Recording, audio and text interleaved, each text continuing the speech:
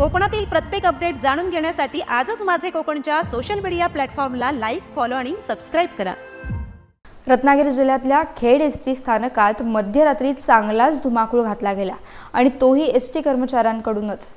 Freestyle हाणामारीचा थरार थेट स्थानकाच्या समोर पाहायला मिळाला आणि सगळं कैद झालंय कॅमेऱ्यात।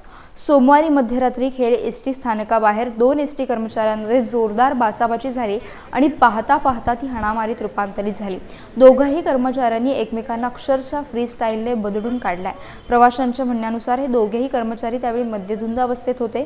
काही प्रवाशांनी मोबाईलमध्ये ही संपूर्ण घटना शूट केली आहे आणि ती सोशल मीडियावर व्हायरल झाली। विशेष म्हणजे गेल्याच महिन्यात अशाच प्रकारे मद्यधुंद अवस्थेत गाडी चालवणाऱ्या एका एसटी चालकावर निलंबनाची कारवाई करण्यात आली होती। ही घटना घडल्यानंतर आता सर्वांचंच लक्ष राज्य परिवहन महामंडळ कोणती कारवाई करते याकडे लागलंय।